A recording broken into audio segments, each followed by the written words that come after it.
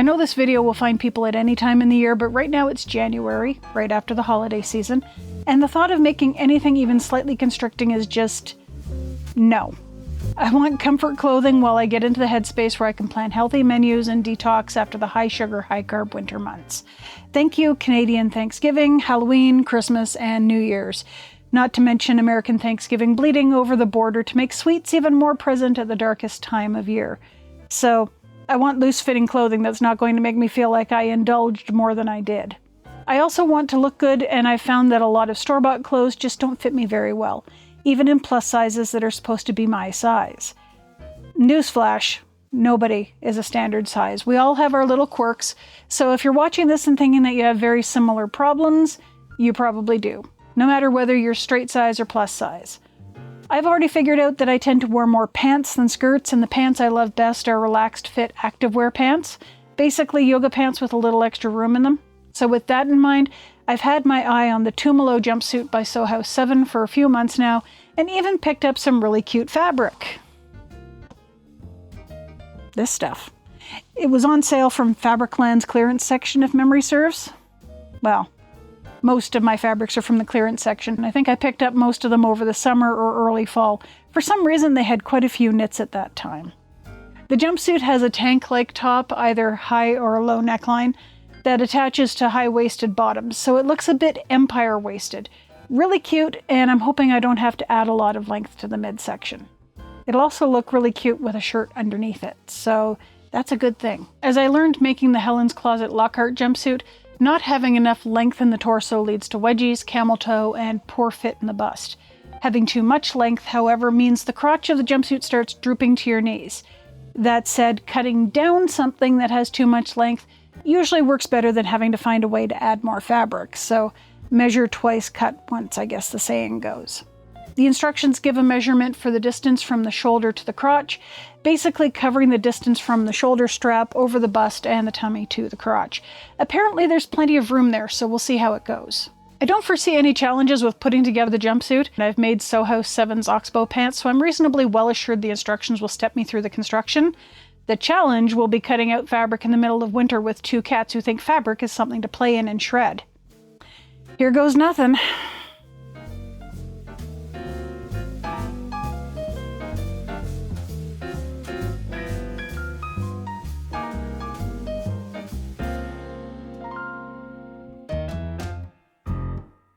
I know, I need a haircut. I just don't want to go downtown right now because that's where the family barber is. Anyhow, it is a very chilly day outside, at least for us. I thought what I would do is work on the Tumalo today.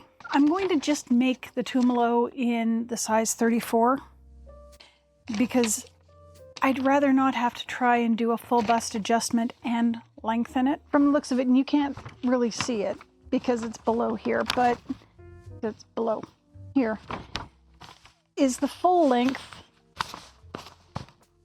will actually get below my bust. So if I was to go with the size 24 like the pattern indicates I probably should because of my upper bust measurement, well then it might not fit around the side or in the length. So I could do a full bust adjustment on the 24 and possibly lengthen it, but what I decided to do was just, and I don't know whether you can see it very well, I'm just altering the strap placement and the neckline and the arm side so that it's at the same height as the size 34, but it's over where the size 24 should hit on my shoulders, because that's where I need it, is I need it at the size 24 place. And then I've checked it out against here and it should come around in the right places. And if I need to zhuzh the neckline and the underarm, I can zhuzh the neckline and the underarm. The main thing is that it manages to get to that widest point. And if I need to take things in, I can take them in. I just can't make them bigger. So there we go. And I've done that for both the front and the back once I've got these cut out, then I should be able to slap them back to back and make sure everything's lined up properly. And we'll be good to cut things out. I just need to finish cutting out around the edges because I wasn't sure what size I was going to be cutting out. There was a part of me that was thinking, well, do I start with the 24 up top and go out to a 28 and then at the waist go out to the size 34? Let's just do the size 34, and if we need to nip anything in, we'll just alter it. If it needs to be tailored a little bit, it needs to be tailored a little bit. I'd rather start big and work in than make a lot of adjustments to the pattern and go, whoops, that was wrong. Particularly with a knit fabric. The hems on these things are huge. Like, this is for a normal person. They've added in like a whole 4 inches for somebody who's my size. And I don't know about you, but pant legs, like ankles, like my ankles are probably like an inch bigger than, maybe 2 inches bigger than somebody who is a straight size, not 4 inches. I'm not walking on tree trunks, folks. I'm walking on legs. Which, it's kind of one of those things that drives me nuts about these things, but we'll see. We'll see how it does, because I believe the whole idea is that it's supposed to flow nicely from your hips.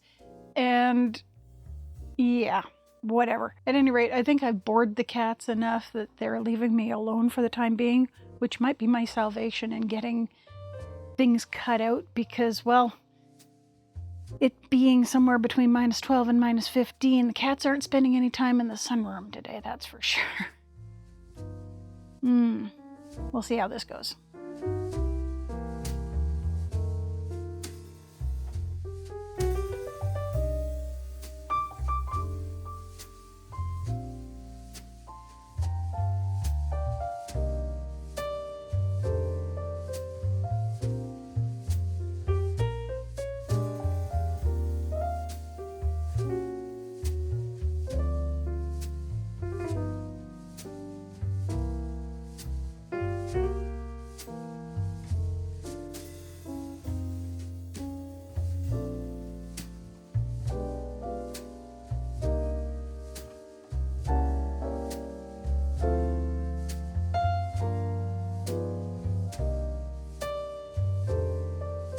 All right, so Tumalo has been cut out, and I think what I'm going to do is put things up for the day, because I am rather worn out from wrangling all that fabric.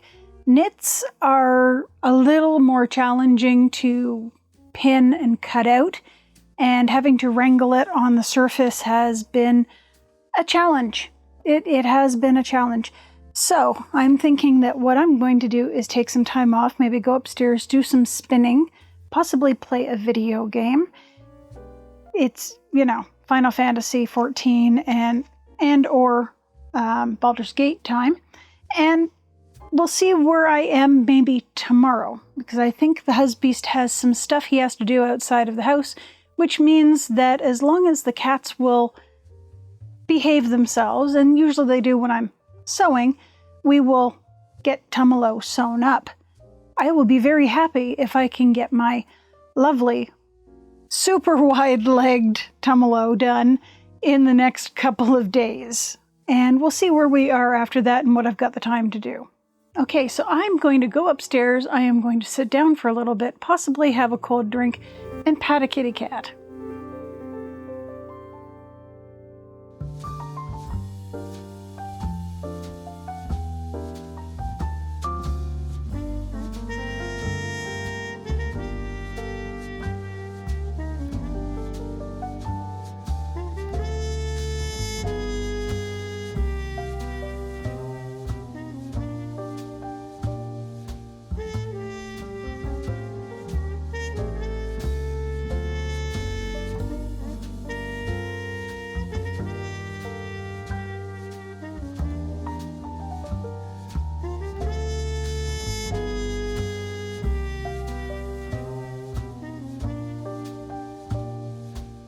Are you gonna let me get any work done?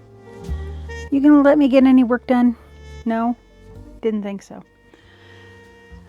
According to this, the next step is to line up, the pocket and the front pant. So put the front pant in the front and the pocket in the back. We'll see if this one lets me do that. She's been very snoogly this morning, haven't you? Yes. If you notice my lighting moving around, it's probably her rubbing her face on it. But this was as far as I got yesterday. Just that one little bit of sticking the trim on the pocket. And that is because I was having some difficulty with my double needle. The choices are zigzag stitch or double needle. And I thought that I would do the bougie thing and go double needle until I found that it just wasn't working out for me. Everything was bunching. I kept getting fabric caught underneath the little plate. And rather than fight with it, I just sort of went, you know what, screw it, let's go for the zigzag stitch. And the zigzag stitch worked right out of the box. Found my pocket pieces. This is why I keep little scraps lying around, because if I need to try something out, I was really trying very hard to get that twin needle to work. It didn't work. Zigzag, right out of the box. And you can see the result on the back where things have gotten bunched up, like right in there. It's not good. So try things.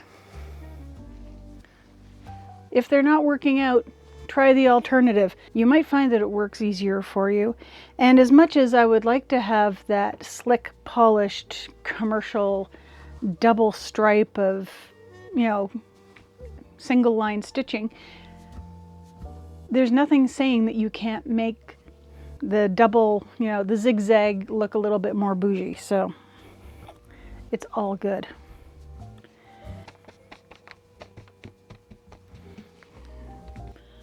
It's not on a fully straight surface, but I think I've got this figured out.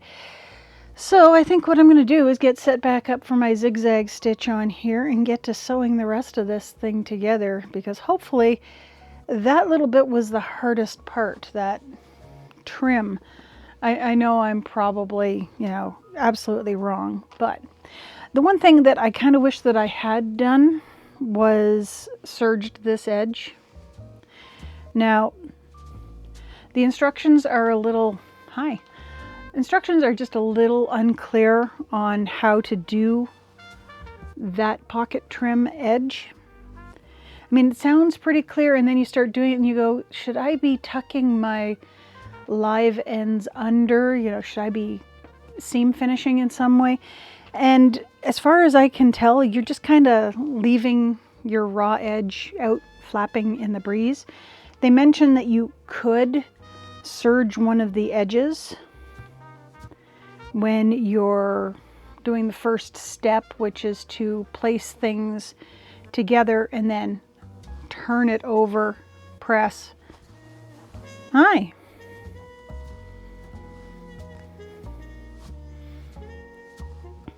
But yes, during the construction, there are times when you probably could just serge that edge, but it doesn't give you the instruction to do so.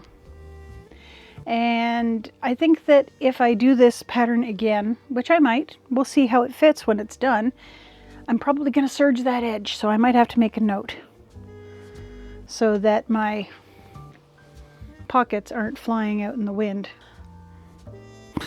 I'm surprised it looks like it's trying to pattern match. Awesome. I thought all hint of pattern matching went out the window when I started using those T-pins. Upholstery T-pins are probably not the best thing for working with knits, just a note.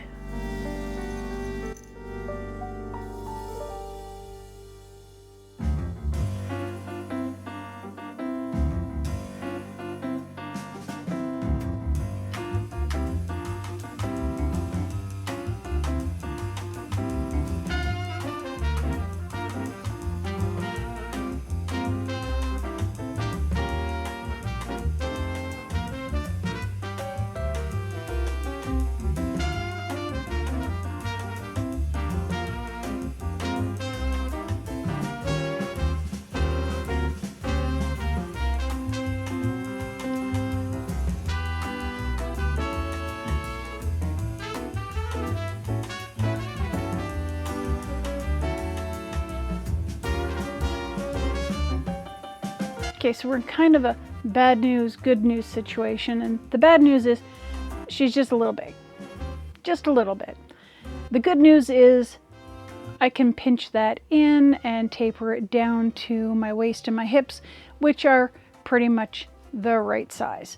So there's our good news right there. And the other good news is that I caught it before I did the trim around the arm side. I had already kind of accounted for that in where the arm side and the neck were going to go when I was changing up the pattern. So I really think I did a pretty good job at kind of guesstimating all of that stuff so that it does allow me the ability to sort of pinch in where I need to. So the things that need to be done is do up the inseam, do up the finishing up here, and pinch it in. So that hopefully won't be taking me very long. If I'm not done today, I should be done tomorrow and have at very least one brand new thing to wear. And I have a feeling this thing's going to be nice and comfy cozy. So, good work.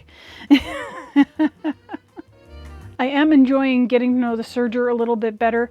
As you were probably noticing in my clips, I was running it through the zigzag stitch on the sewing machine first and then going to the serger. And that's because it's a lot easier than having to deal with pins.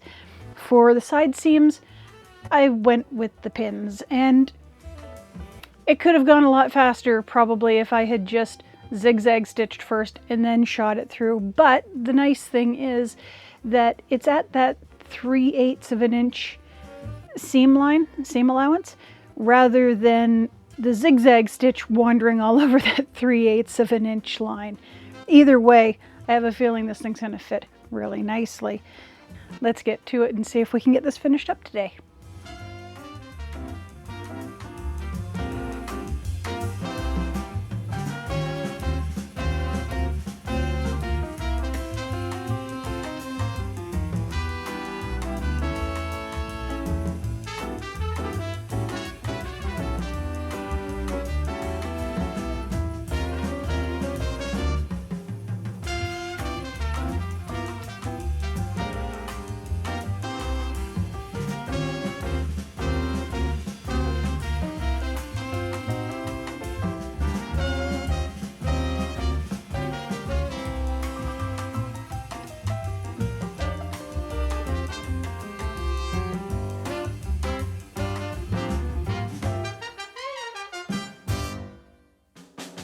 Okay, we're on the last couple of steps. Off camera, I seamed up the inseam and I pressed the hem up. I also pressed the armhole and neckline trim. The Tumalo Jumpsuit has a lot of what I consider to be raw edges. And coming from making a lot of woven garments, raw edges make me nervous.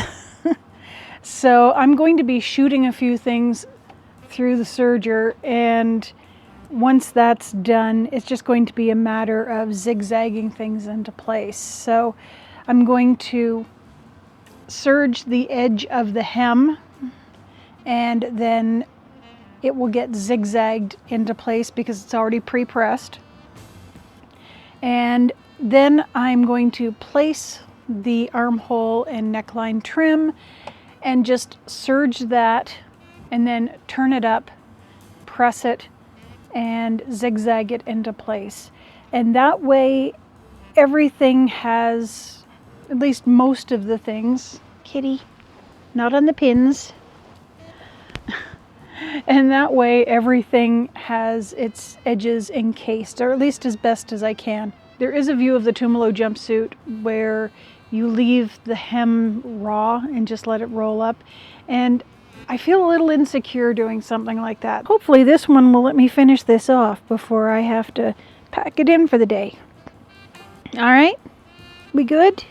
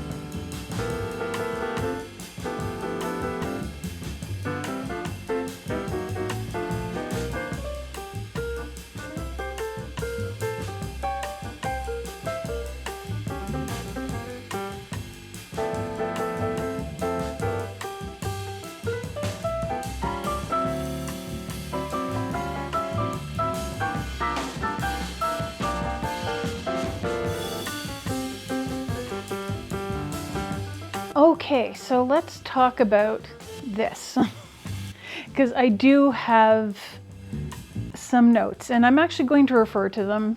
I've got the iPad here. So the biggest problem is that, well, obviously it's too big. So it's too long in the torso. The top is a lot better after the alterations, but it's under the bust where we start to really see the problems. And so it's too long in the torso, the crotch is down way too low, and it makes the legs too long and the legs themselves are just way too wide. So that's a whole lot right there to begin with. So I need to have a smaller size, and when I did the alteration here and I checked my underbust measurement, my underbust is closer to a size 28. The rest of the top is closer to a size 24. So that's pretty easy. You start with a 24 and you kind of taper the pattern out towards a 28. The length around the torso, so that's from here down to the crotch and then back and up and around, so the distance around the torso, is about the same as a size 28. So that is what I'd probably want for, at least for the underbust. And then I could taper out to a size 30 towards the hips and then taper back in. So what I'd be looking at is a top of 24, underbust 28, and hip of 30. And then I would have to definitely taper that leg in because I checked the size of the legs against the size of my usual daily wear, active wear pants, which are a fairly straight leg, and that straight leg has a 9-inch difference with these. These are 9 inches wider than my usual pants, and it makes going up and down the stairs really, really difficult. I've tried it a couple of times today, just running around getting things, and it's kind of like having to bundle up a skirt, only it's your pants. So it's very much like wearing the Winslow culottes, and it kind of makes you ask, when does it stop being a pair of pants and start being a split skirt? Obviously, it would make the shorts version of this a little bit more like a flirty little sundress type of deal in the summer, which is great. I think I might do that. But for the everyday, for this time of year when we've got snow on the ground and it's fluctuating anywhere between 10 degrees Celsius and minus 30 depending on the day and whether we're getting a Chinook, that's not going to fly. So if I want to have the long-legged pants at any point in time, I'm going to have to figure out how to taper it so that they are safer.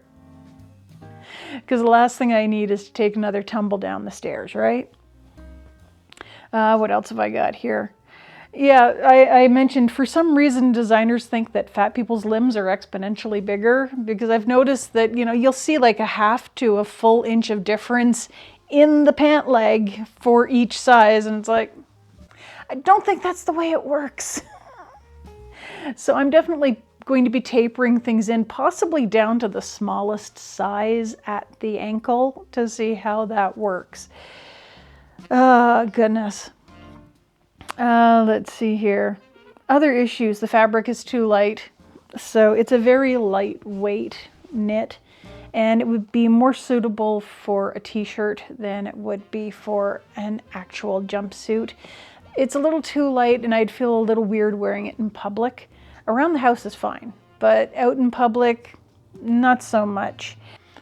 Another thing is that I thought that the pattern itself, like the graphic design on it, was going to be more like patchwork, and instead it is most definitely stripes. And those stripes do not line up. I did not do any kind of pattern matching. And this is the sort of thing that really does require pattern matching to look really good. So as a toile, it's not bad. As an idea of how to do the pattern and whether the pattern's something that will eventually work for me, great. Something to wear out in public? Absolutely not. No, not gonna happen. Let's see here. I do have it written down that I would like the fabric better as a shirt. And I do have some leftovers. I think there's enough to make a front piece and a back piece. And there is plenty of, there's plenty in the leg. I was taking a look at the legs and going, I could make a really good set of sleeves out of those. Just part of one pant leg, just set of sleeves. And who knows, maybe that would help fix it, is I could just turn this into a short romper and also have a t-shirt. So if you do see me wearing a t-shirt with this print on it, you'll know what happened. That said, I did, it's over here. I did buy new fabric because I realized that I needed a slightly more dense fabric. Now, they say that you can go as far as, say, jogging fleece, which is basically sweatshirt material or track pants material. You could use terry. I don't particularly want to go quite that heavy, but I did remember that last year I made a really nice shirt dress that unfortunately I can't wear because it's a little too small, and it's just a limitation of the pattern itself. So if I lose some weight, it'll fit perfectly fine. But now that I know the properties of that fabric a little bit better, I went back to Fabric Depot to see if they had any more of it. And this was a pink top. And unfortunately they didn't have any more pink, but they did have the same pattern in black. So it's the same stuff. It's just a little tiny bit heavier than this, and it's in a black material. Well, a design, black on gray. And I think that will do perfectly fine for making me a nice little jumpsuit that I can wear pretty much wherever. It should not be see-through or spit through. And will hopefully have a little bit more of the structure that I need to be able to wear it out in public and not feel like I'm just on display. There's also enough fabric in here. I picked up about 6 meters. So there's enough to not only make myself another jumpsuit, but also another shirt. Because I do still want to make a shirt. The fact that I was kind of stymied by not getting a shirt done this week, means that I really do want to put more of a push on that. And I know I've got another project that I've got lined up for the next month. But if I've got a little bit of time on a weekend, maybe I can do that in my off time and make a couple more shirts. One of which being out of the new fabric. So there we go. That's the main stuff. I mean, is it cozy? Yes, it's very cozy. It's very nice and soft is what this outfit is. And it's very possible that what I'll do is try to find a way to adjust the crotch and see if I can, because the pockets do go down a little too low. It's like really digging down there towards my knees to be able to get to the bottom of the pocket. Maybe what I will do is put in like a little stop on that and figure out if I can just sort of shorten the pocket. I know, sacrilege, but we do what we must. Other things that I'm going to do is I'm going to also fiddle around with the sewing machine a little bit more, because I wound up using a lot of zigzag stitch. And there's nothing wrong with that. I think that's perfectly fine. I found out that using my interlocker worked perfectly fine for things like the trim, even though the instructions seemed a little skeptical. Personally, it worked absolutely fine for me. So I think that what I will do is probably use the interlocker a little bit more to make sure that some of those raw edges are encased, because if you're not careful, there are quite a few raw edges just sort of flapping around. And you can cover those with a zigzag stitch if you don't happen to have an interlocker, but luckily for me, I do have an ancient secondhand interlocker downstairs, so I can serge those edges. I have also considered seeing if I can do a dual stitch on it. There is that option, I think, but it means having to take some of the thread out, and most folks who have a serger will tell you that if you can avoid having to rethread your serger, try to avoid it at all costs. So that's one of the things that I might try, or I might look into, but the main thing is going to be looking at my usual sewing machine, the FAF, and figuring out how to twin stitch properly. And I have a feeling, because I was getting a lot of tunneling there, I was getting a lot of tunneling and the thread was breaking, so I have a feeling it has to do with tension. So I'm going to be fooling around with that a little bit more, because I have to admit the twin stitch does look a lot more aesthetically pleasing than the zigzag stitch. Zigzag definitely has its time and place. And if you're looking for a more industrial look, it looks perfectly wonderful. I mean, it looks great. But for a slightly more polished look, I'd be looking towards using the twin needle. So that's something that I really want to figure out, whether it's, say, the thread that I was using was a little too brittle and was snapping, or whether it was the tension that I was using, or maybe it was the needle itself. Maybe I need to go out and buy another twin needle. I think I did at one point, so there is probably a twin needle downstairs. It's never been used.